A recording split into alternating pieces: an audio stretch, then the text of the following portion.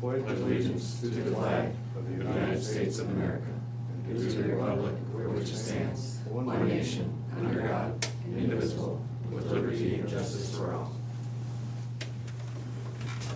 So thank you, everybody, and welcome to the Board of Supervisor meeting, March the 5th, 2024. Time flies, doesn't it? That it does.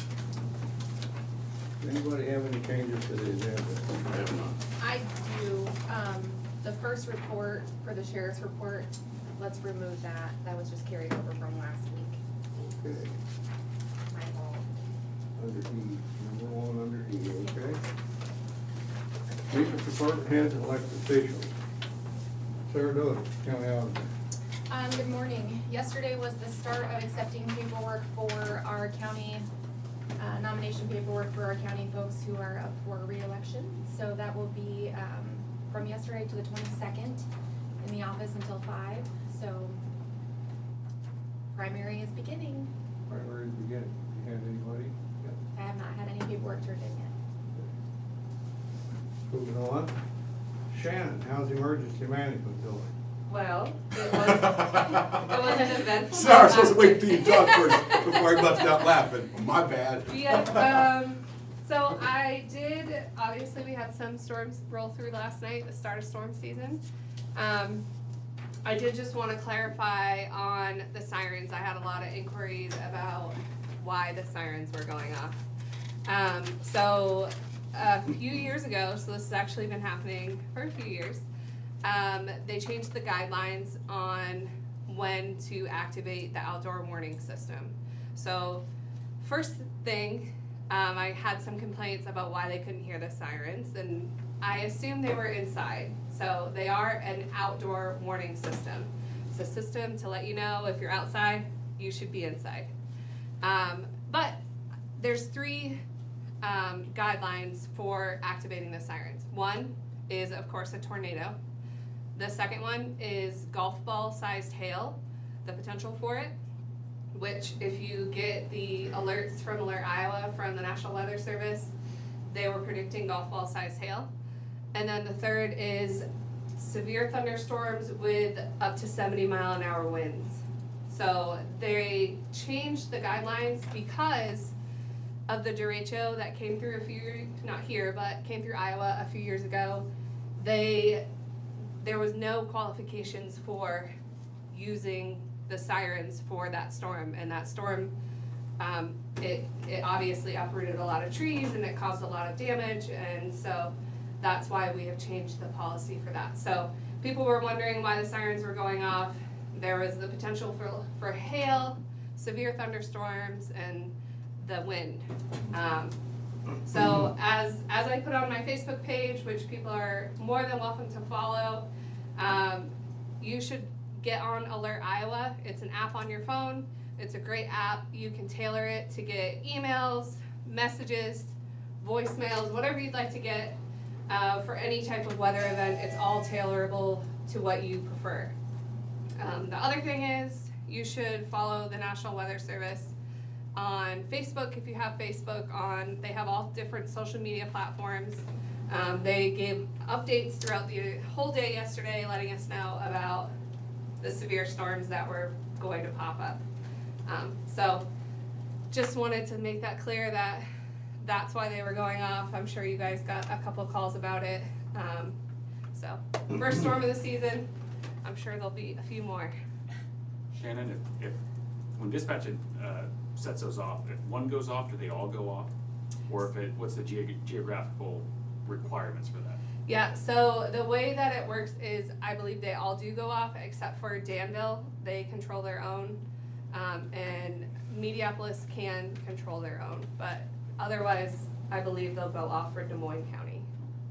Yeah, I know some of the storms were in like northwestern Des Moines County, and then they were going off in Burlington, which I'm sure is confusing. But that's why I say get the alerts from Alert Iowa. It definitely helps keep you informed of what's going on. Seems like when Gina was doing your position, that alarms didn't go off so often, so. I couldn't help myself. Gina actually did reach out to me last night, and she said, people are reaching out to me, so. Thank you. You're welcome. That's all I have. That's good. People know now. Jared Laster. Morning. We've just been keeping busy as usual. We do have a couple of plats working our way through the system here. It's been kind of quiet over the last month or so, but I expect that's gonna pick up again as the weather improves here. Get more surveyors getting out there to do the work. So nothing really major at this point. Just a couple likely to come through here over the next month. So that's all I have to report. Thanks, Jared. Chris Lee. Good morning. Feel like I gotta be in 10 places at the same time. So we are cranking away on the nature center. We are hell-bent on trying to get that done and start to move in by April. So far, we're on track to make that happen, barring any unforeseen circumstances. And so working on that, and then we're also working on the Big Hollow stuff, so we've got all of our clearances there. We brought in a contractor to grow out all the stumps in the new campground area. And so the crew's up there working on that. We're hoping to, depending on what the weather does, we're hoping to be hauling rock and building roads and campsites possibly as early as next week. Tomorrow at our board meeting, we will be awarding bids for contractors to put in electrical in the campground and do all the concrete work there within the park. And all those ADA sidewalks, we got some pretty good competitive bids, and so looking forward to getting those awarded and getting cracking on that. And then spring is coming. I got a little sidetracked here at the end of last week. We had a hellacious wildfire down at the south end of the county, down in the bottoms down there, along the way down at the bottom of Sullivan Slough. Burned up a couple 100 acres. I have never seen a fire like that. I didn't realize just how incredibly dry it was. And the situation we have down there, which made it incredibly difficult. One, it's one of the most remote, inaccessible areas in the county. The areas where it was are really only accessible by four-wheeler trail or boat. And the 5 or 6 years we had of continuous floods here prior to this 2 years of drought that we've been having, had just wiped out a lot of forest down there. And so we had hundreds of acres of just standing dead maple and cottonwood forest, and those trees were still standing. And grasses had grown underneath them, and the fire got out from the neighbors and just ran unchecked. And we were very worried that it was gonna burn up cabins down there at the bottom of Sullivan Slough Road. I gotta give credit to the firefighters. I don't know how many times they had to come back down there every time the wind would pick up and it would flare up, but it would kind of burn down overnight when the humidity came up and the wind laid down. That first night there on Wednesday, we cut in a dozer line. Throughout Thursday, we thought the dozer line would hold it, but trees kept flaring up, and you'd have a full standing tree, and it would just, in that high wind, it would just send a spark. And I mean, I think you could have rubbed your hands together over that grass and it would have caught fire. And so I really appreciate all the fire teams that come down there. I mean, we have fire departments from all over the county and across the river coming down there and fighting that. And I mean, that's some of the hardest work you can do, because I mean, you gotta put on backpacks, you're going back there in side by sides. And I mean, it was, overnight, if you had been back there, like, it was apocalyptic. Just seeing these candles off in the distance, and we're talking a mile. Those pictures you sent me are pretty, I mean, it's pretty wild. I mean, this is the type of stuff you see out west when forests burn, and here we had it in Moines County. I never would have dreamed we could have had something like that. And when that, on Wednesday night, when that fire jumped that, or on Thursday morning, Thursday day, whatever it was, when that fire jumped that dozer line, I mean, it just, the emotional toll took on me, because that's where I grew up. That was my backyard.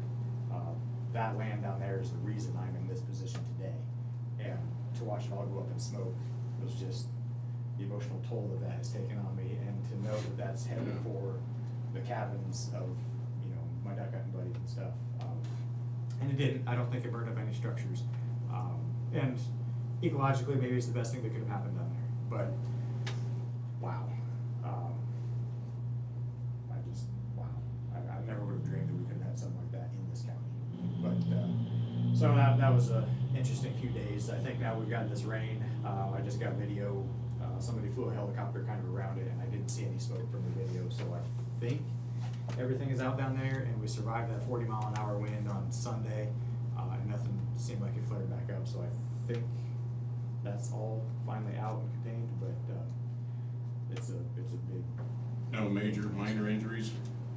No, I don't think anybody sustained any injuries, and so, other than maybe mental on my part, but, so yeah, that was quite the thing, but, other than that, we're kind of cranking away. With the forecast, it's quite likely that we may open parks a couple weeks early, so we may be even, probably not next week, cause it does look like we still got some freezing temperatures coming, but possibly after next week, we might pull the trigger and open up Big Hollow. We're getting calls about it all the time. I know people want to camp, so, but definitely, April 1st is always our opening weekend anyway. Okay, thanks, Chris. Yep. Appreciate that. Colin Gerst, how's IT doing? Good morning, just keeping busy like always, had a pretty long week, but, other than that, nothing to report. Got a work station after this. So. Yep. Yep, good. Sheriff Glendenning, need to ask you how you're doing. We're doing well. I think Chris said it well on the fire down there. Thanks to all the firefighters. They just did an amazing job. It was, I think, quite the experience for everybody that was involved. Our job was much more limited. We were just trying to control traffic and assist as needed. So our jail's at 93. 17 of those are out of county. Kind of the same thing week after week. A few waiting to go and a few coming in. So How many were out of county? 17, plus 3 juveniles, so 17 adults out of county. We've got lots of other stuff going on, and plenty of meetings, and it seems like this is the time of year we have all the community meetings and wrapping up everything for the fiscal year, but nothing really a major note for the board, so all is well. I want to thank you for being proactive on that sex offender list too. I appreciate that. Yeah, there'll be plenty more of that to come. Yeah. We're in partnership with U.S. Marshals on that. We deputized one of our deputies to the U.S. Marshals Task Force. That opened up a lot of paths for us to not just financial resources, but their partnership and them coming down here to assist with that. That's kind of their major forte on the federal level. So that and fugitives. So we have some planned exercise or planned operations with them in the coming months, and we look forward to it. Thanks, Kevin. Rodney, how's maintenance doing? Doing okay. Nothing new to report today. Okay. Mr. Carter, secondary roads. Good morning. Plenty of stuff going on. It's kind of a lot of things firing up all in 1 week for us. But the contractor on our small bridge in the bottoms, it's on a little dead end road. They're gonna start driving piling here, maybe even today. We're delivering it as we speak, so we'll see what that progress goes like. It shouldn't take all that long for their work to get done. The contract rock haul is starting up today. The southern end of the county, out of that quarry, that started actually this morning about 7:30. So I expect that will only take maybe a couple days, maybe 2.5 at the most, and that side of everything will be done. And then I would expect our northern haul to start up late this week or sometime next. They're still lining up trucks for that haul. So so that rock haul's coming, and that's a good thing. It's not always an opportunity you get in March necessarily, so we'll get that all on the roads for the main roads. I would mention this is not something that is our project, but it does involve a couple county roads. We received an email, not even from Burlington Northern, we received it from the traffic control contractor for Burlington Northern. Yesterday, I wanna say, or it was late Friday, that they have a couple crossings on the south end of the county that they're planning on working on, and their intention was a 2 to 3 day full closure. I say this because, well, ironically, tying with what Chris said, one of them is on Sullivan Slough, and the other is on Spring Lake Road. Both those roads have folks that live on the other side of them permanently. And this is not the first time I've had this conversation with Burlington Northern. I guess it's probably not gonna be the last, but I reached out to and spoke to the roadmaster for that area yesterday morning, and said that you know, I understand you need to do work on the crossings, but there's permanent residents on the other side, there's been active emergency response on one of these. Of course, that was before all the rain, so I said, I used that as another reason for not being able to fully close it. And he was supposed to get back to me around 8 this morning and let me know what their alternative approach was gonna be. I said, well, you can do the work, you just need to try to have a path for people to get in and out that actually live there, if at all possible. I don't know where that's going, and again, the problem is it's Burlington, it's a railroad, and they could up and close it for 2 to 3 days. We don't have any say in the railroad. They are pretty much all powerful. So I say all this because we're planning on doing a press release when I know more. My guess is both those, if they decide to go ahead and do the work, will be closed to the general public as a whole, and hopefully they can keep the locals through. So time will tell. We'll do a press release when we know more, and I guess maybe they'll reassess and back off too as far as timing until they can figure something out. But anyway, want to mention that. And then I know it's gotten plenty of press, and I'm not going to give a whole lot on it because I think it's been in the newspaper plenty. But of course, Bridgeport, the bridge there, the old bridge we'll call it, is sometimes an hour by hour topic in my world, but certainly a day by day topic. And we've been talking to some contractors, we've been working through the permit process, and I don't, as we sit here right now, I don't have a 100% course of action to report to you, but I'll keep you guys up to date as we know more. I think we're talking to some landowners as far as the access side of things. I think that's gonna work out okay. And so that's something that the Lee County engineer and I are communicating on regularly. We talked yesterday morning, and I think we talked multiple times each day last week. So, so that's certainly something we're working on. It is to a point where there's really no choice but some version of demolition. Unfortunately, there's a lot of folks down there that are disappointed because it's got a long history down there, and I can understand that. It's a pretty neat old bridge, but it has reached a point of failure now. So, anyway, other than that, there's a lot of other stuff going on, but I won't get into that. That's all behind the scenes. Thanks, Brian. Did I miss anybody? Okay. I have no correspondence here. Do you have any, Shane? I have none either. So we shall move on to discussion and vote. We have account payable claims for $1,109,583.41. Motion to approve. Second. Shane McCampbell, Yes.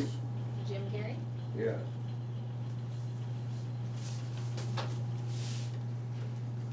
Okay, we have payroll claims reimbursement.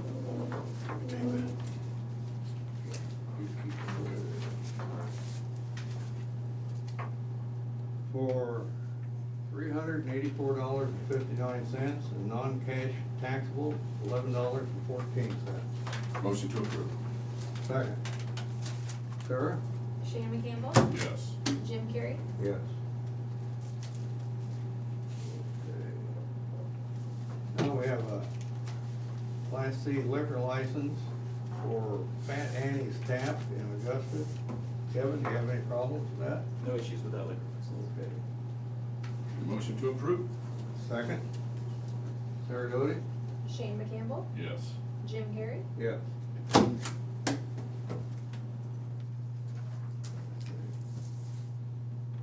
You guys hadn't talked so long, we'd had a short meeting today. I blame Chris.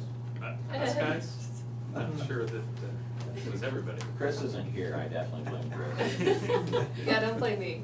Okay. Well, we have a personnel action. We have one for the county attorney. And we'll do it, and then we got 6 of them for the corrections center. We'll read all of them, then do them all at once. It's okay Sounds with good. you? Sounds good. Okay. We have Danielle Cassidy. She's a records legal assistant. It's a 6-month probationary step increase. to $36,880.09. Motion to approve. Second, Sarah? Shane McCampbell, Yes. Jim Carrey. Yes. Now for the correctional center, we have, Andrew Brown, correctional officer, 6-month increase for his anniversary, from $44,842 to $45,998.45. Then we have, Angela Corey, correctional officer, anniversary for 18-month increase from $47,160.80 to $48,204.09. All these are effective March 2nd and 3rd. Then we have Owen Stewart, correctional officer, anniversary, 6-month increase from $44,842 to $45,998.45, effective March the 13th. Then we have Brandon Key, correctional officer, anniversary, 6 months increase from $44,842 to $45,998.45. And then we have Sierra, Sierra Kelly, correctional officer, anniversary, 1-year increase from $45,998.45 to $47,160.80. Then we have Cody Reynolds, correctional officer, anniversary, 36 months increase, previous rate $49,152.45. New rate is $50,119.72. And that's, goes back to January 19th. I motion to approve all 6. Second. Sarah Doty? Shane McCampbell, Yes. Jim Carrey. Yes.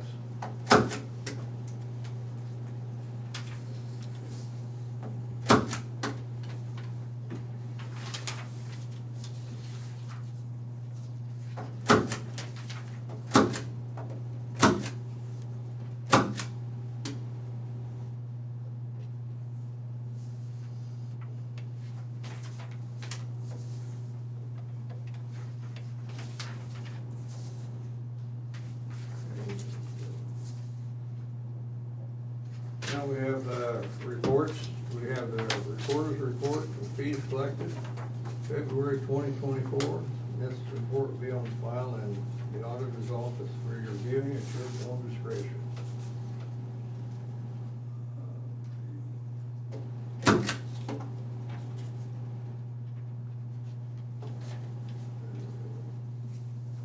We have minutes from the regular meeting, February 27, 2014.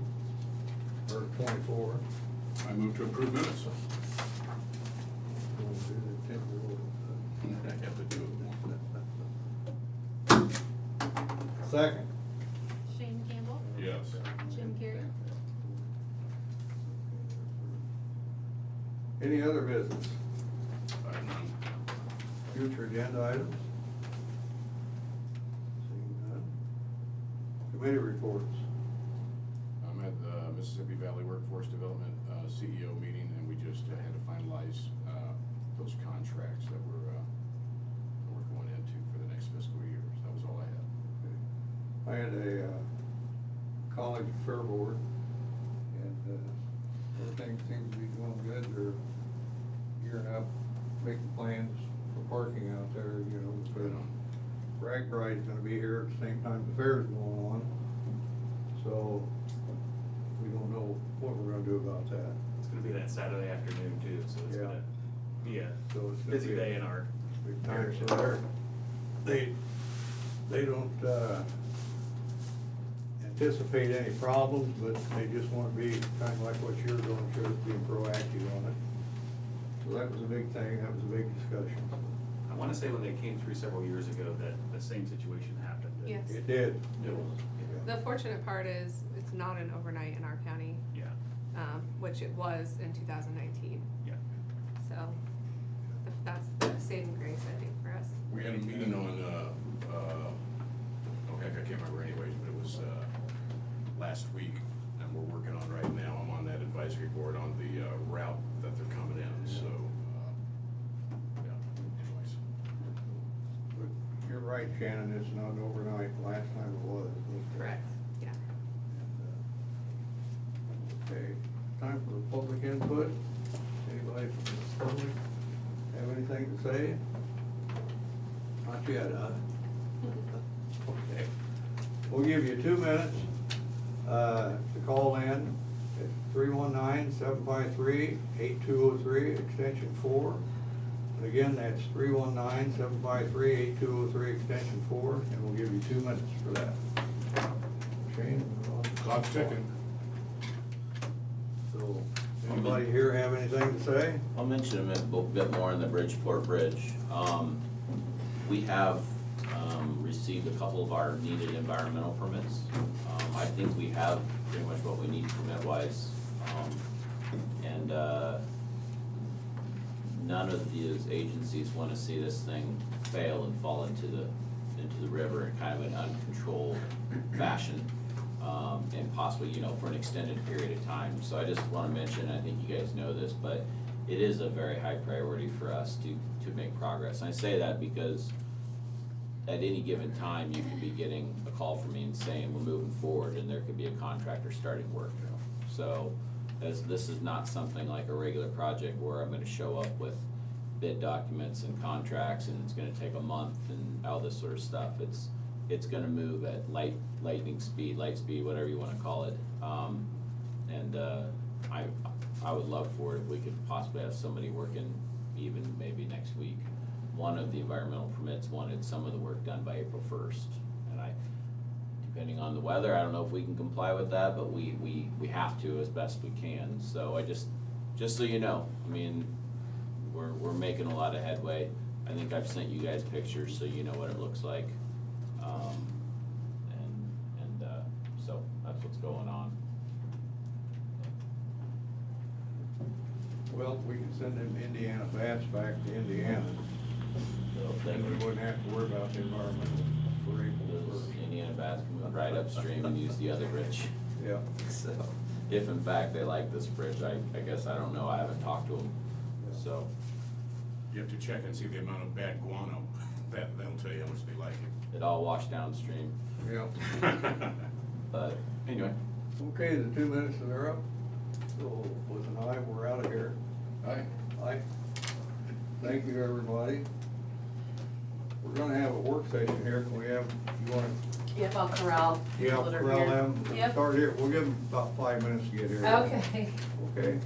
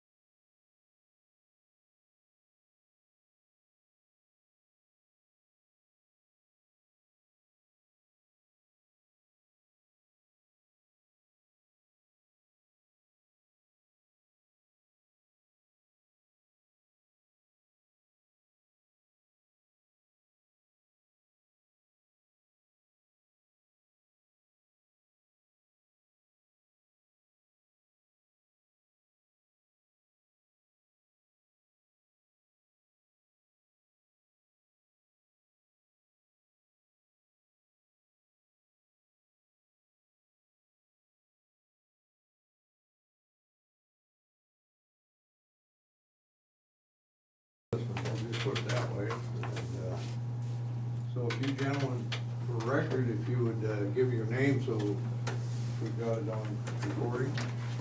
Mr. Carey, if you don't mind, as the Chief Judge of the 8th District, I'll introduce everyone when we begin our presentation. So if that's acceptable to you, That's I'll take care acceptable, of that. yes. All right. That's great. Are you ready for us? Yes. All right. Yeah. I'm Myron Gookin. Mr. Carey and I served on the 8th Judicial District Department of Correctional Services Board for several years, so I'm familiar with him. I just want to thank you this morning for your time.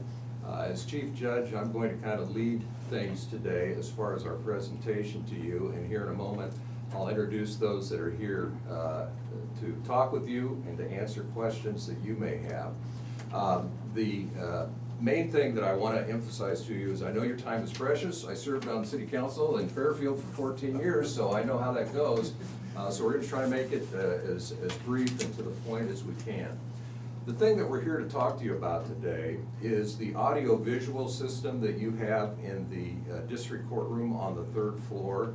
Now, as I understand it, and I don't know the history completely, but as I understand it, a few years ago, spearheaded by the Des Moines County Attorney's Office, a system was placed in that courtroom with the board supervisor's blessing and using, I think, some grant money also.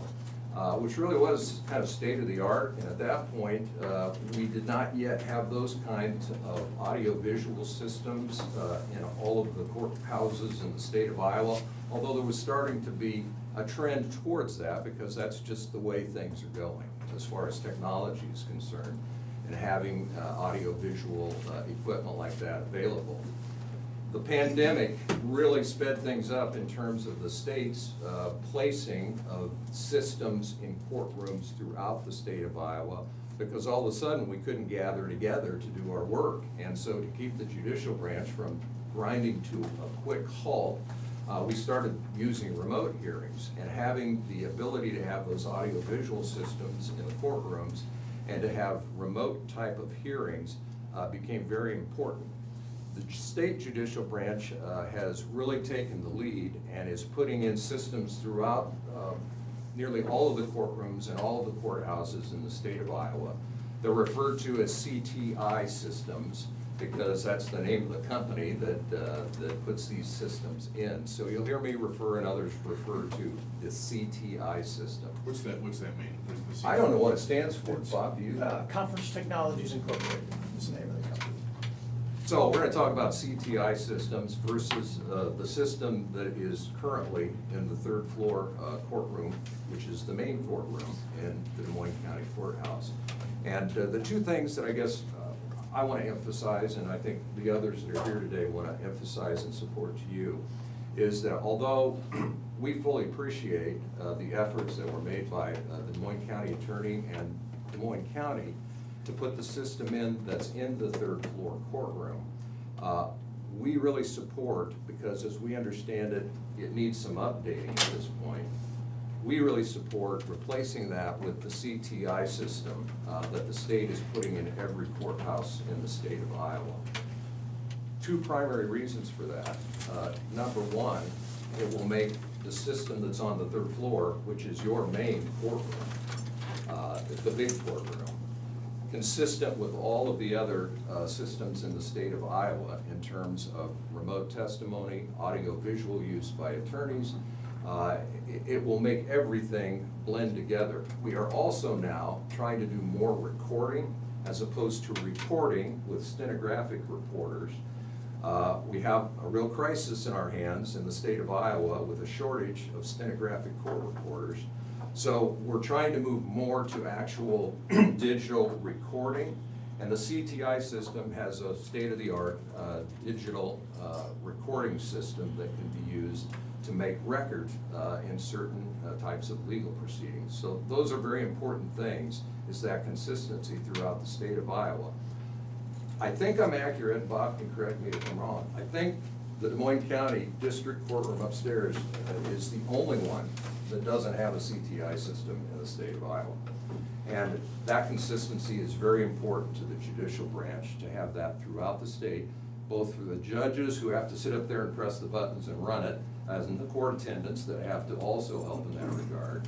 And it's also important for the attorneys. You know, attorneys come from all over the state, whether it's to Des Moines County or Jefferson County or Wapello County, to try cases.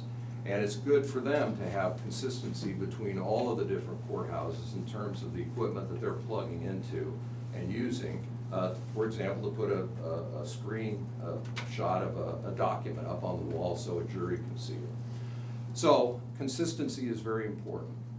The second thing we want to emphasize to you is it will absolutely eliminate any further cost by Des Moines County to upgrade or maintain this equipment. This is all the state's responsibility.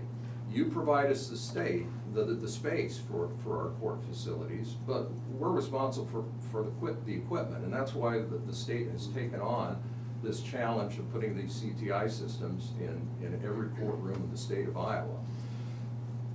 If we replace the existing system up on the third floor with the CTI system, you have no further cost. The state is responsible for all upgrades, maintenance, and replacement of equipment. You just don't have to spend any more money on it. So we think that's important for you to understand and know too. So we're here today to give you some background on this and to be available to ask any questions you may have. I'm going to take just a moment now to introduce those that are here to speak in favor of CTI.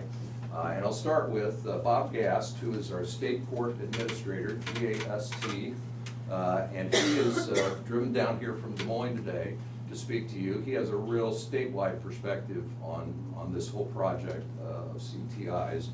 Our 8th district court administrator, Heidi Baker, is hiding back there. Julio DePaz, who is our tech guy in the 8th district. Remember, 8th district, we have 2 sub-districts, 8A, 8B. Des Moines County's in 8B, but Julio is now the tech guy for all of the 8th district. We also have several judges here, 8B judges, because they're really concerned. They're the ones that are going to be using that system upstairs. So they're here today. We have Judge Scheer, we have Judge Wright, Judge Peterson, Judge Wiley.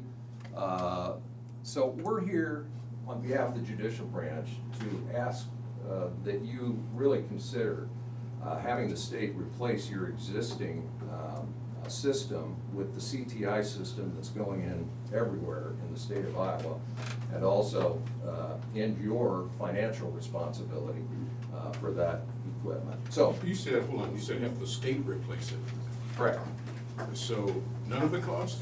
We're reading none of the cost. I'm gonna let Bob take over. Let Bob, please do. Let Bob. I think the answer to that is yes. Bob, go ahead.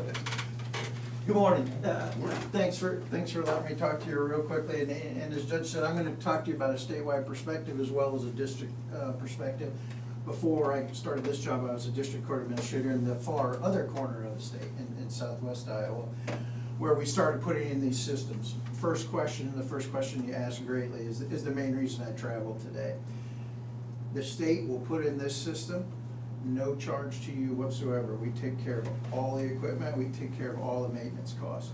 Roughly, and I haven't been up and measured the courtroom or done the walkthrough, that cost to install and the first year maintenance is gonna be roughly in the $150,000 arena, just for that one courtroom. Ongoing maintenance costs run anywhere from $10,000 to $20,000 a year that the state, we take care of. We will work with you if there's certain areas you don't want. For instance, if there has to be holes drilled in a bench or something like that, we'll work with you on the wiring. But that is all the state costs. We take all installation, we take all of the equipment.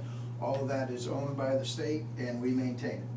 And so the equipment that's up there now, if you have other conference rooms, maybe your own Board of Supervisors conference room, maybe your maintenance building has a conference room, any of that equipment, since it's grant equipment, it's yours. We have no claim to it. You can put it wherever you want. And so we don't want to take away that it's good equipment. It's a possibility. I know there's been some questions as why our system couldn't use the existing televisions or because they are new enough. No doubt about that. I don't think there's an argument there. The reason we don't want to use those is they won't fit into our maintenance agreement with the installers. When they come in, they want all brand new equipment so they know it's where it's at. It's not that it won't fit in. How many TVs do we have on the third floor? 2? So we have 2, and then we have a projector that projects over the wall. And so, and the state so far has installed 150 of these systems statewide right now, and we have an order on the books for another 95. And so every courtroom in the state is gonna have these. Judge touched on it. The other thing is consistency across not only the state, but especially across your district. As these judges here come courtroom to courtroom, we want them to have the same experience. So when they come in, we gear all of the displays the same way. They know what buttons to push. Obviously, each courtroom is a little bit different on where the tables and everything are, but we wanna make sure they're similar. Also, Julio is here. We have a technology person that's gonna help the judges as they come in. And so if there is an issue with the system, we're not calling your IT folks 5 minutes before the hearing is supposed to start or the trial going, oh my God, we gotta have somebody up here right now. Our own person's gonna be able to work that. We won't rely on the county for that help. Now, what's this mean for the county? Could you use the system if you wanted to? Sure. If you wanna have a meeting up in that courtroom and there's not a court hearing going on, you can use the system. The only limitation would be if you're gonna do a Zoom meeting, for instance, you'd have to use your own Zoom login. You couldn't use the state's Zoom login, but you can use the server, you can access all the stuff. So that can be done. It's not something we're gonna go, nope, state's putting it in and you're never gonna be able to touch it. So that's why I'm here. I'll gladly ask any questions, but the biggest thing is, it's our cost, lock, stock, and barrel. From the second that system goes in, and you would have no further cost in that. I'm gonna ask, thanks, Bob. I'm gonna ask if any of our district court judges here, in fact, I may pick on Judge Wright. Despite his youthful appearance, he's our senior AP judge. I was just getting ready to say, you look so young. But if any of you have anything you'd like to say in support of what has already been said, Judge Wright, you want to start? Thank you. I won't repeat, but let me just mention that Colin and I got together, along with Judge Shear, a couple weeks ago, I think it was, down in North Lee County, where one of the CTI systems is installed. And we, in fact, I think Lee County IT was with us too, because they were interested to see what was happening. So we had a nice conversation about what is this system that we're talking about, and what does it do. I think one last thing that I would mention is this. Judge Gukin talked about the recording that we can do. It's a wonderful system. The record of that recording is important, because if the state uses CTI, the judicial branch records a hearing, that's something that we can keep in the judicial branch, as opposed to the county, for example, keeping that recording, which is not within the judicial branch. And it will make a difference to the appellate courts, should there be a problem with the record. Is all that being stored in the cloud then, for all that information, or? Bob? It is actually being saved on servers, so it would go right to a shared drive at the state level. Okay. I would just ask Colin if he has any comments he'd like to make about the system that he saw, and in fact, the system that we have in one of the courtrooms downstairs. I'd say I understand why, that's what they want so bad, because it does work pretty well for them, and it allows them to do a lot of remote media potential. I did try to get some cost to get a little apples to oranges comparison between MarcoNet is the company that put the original system upstairs, to just see what it would cost to do something similar with what they have here locally down the first floor in the other counties. And they gave me a cost back, which wasn't as bad by a long stretch of what CTI is looking to use. I guess from a county's perspective, the only thing that the board would have to worry about is with the CTI proposal, they're wanting to use like 60–70% of what we just recently put in upstairs on that third floor as part of that proposal. So giving that equipment to the district court to allow them to use that. As long as the board's okay with that. I do think, I will say that this is probably the best in terms of what the judges want to use. They want something that's consistent, so that when they float around between courtrooms, they're not just trying to, learn something new and guess on what they're trying to use. Let's go back to that 60%. I'm not quite following what you're saying. So a lot of the speakers, wiring, and some of the equipment that's upstairs that we recently put in, CTI is using as part of that proposal to put in their new system upstairs. So they are going to be utilizing some of that equipment. Now, Okay. Bob said that they didn't want to use our old We, equipment. right, we won't use the screens, but the wiring that's in The wiring place, mat. we're not gonna And go the back into your Oh. ceilings and your floors and Well, I wouldn't tear have a everything up problem with again. that. We'll use existing wiring, Okay. but we won't use the screens and, Okay. and Yeah. possibly the microphones and other stuff they can, but we don't wanna pull up, tear down your I got courthouse you, I just again. wanted to. Yeah. just wanted to get confirmation. When we did that walkthrough, we were trying to figure out how can we add to what you already had. Yeah. And so I think that's probably where that came in. But I mean, the speakers in there are great. Yeah. So it would make sense to use those. So now, let me ask you this. We per se, you use our speakers and that, if something goes wrong with them, the state takes care of them?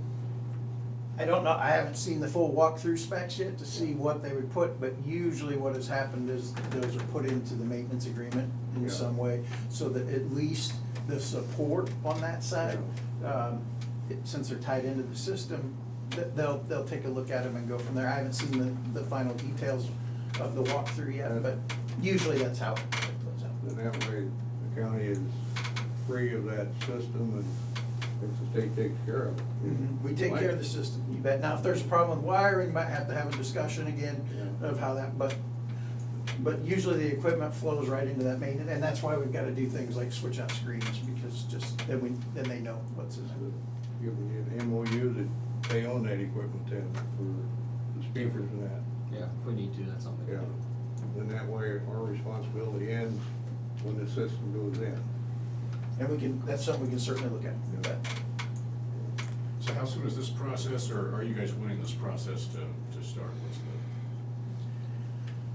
Yesterday, I can tell by the look on her face. We're ready to- If we could get it done yesterday, we would. Like I said, we've got 109 more systems going in. And believe it or not, there's still supply chain issues, especially in electronic equipment. And so we get the walkthroughs done, and then it's just a matter of CTI getting the equipment and getting stuff scheduled. We're hoping we will get quite a few done yet this year. I'm not gonna say it's gonna happen this year, but that would be our hope, no later than the end of the year. It's not gonna happen in the next month or so. When's the walkthrough gonna take place? Walkthrough's already happened, right? We did an initial walkthrough trying to add to what you already have, but I would assume if you agreed to letting us put this full system in your courtroom, we would bring CTI back down to do another full walkthrough. So, Quite frankly, I don't have a problem with it. My dad always told me, don't look and gift horse. And that's the way I look at it. You're taking our responsibility away from us for any future expenses up there. How does Julio feel about it?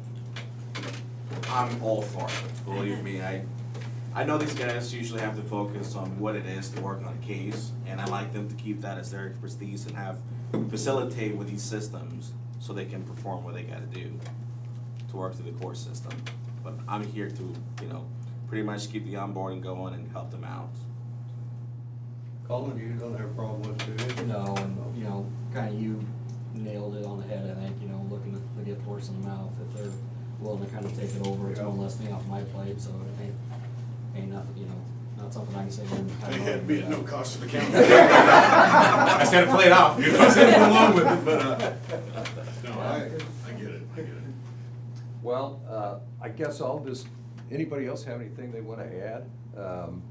I'll tell you, the worst part of becoming a judge a little over 12 years ago for me was trying to figure out how the phones worked in every different county that I'm traveling around. We got 10 counties I travel in 8A. Everybody's got a different phone system. I struggled so much trying to figure out how to work the phone. The CTI system, it's the same thing. I wouldn't know what to do up on that third floor if I had to try a case in there and use the system that you've got. And I'm not being critical of the system you've got, I'm just saying that. I think that's really- exactly what he's doing, Colin, but anyway, please continue. I think it would be great for all of those that sit on the bench and need to be, as Julio indicated, need to be focusing on the record being made rather than on a system that they're not familiar with. So we really do appreciate your positive response to that. And I guess at this point, is the next step then to contact CTI and get a final walkthrough going? If you don't have any objection to that, we'll get that rolling. I'm good with that. I got one more question.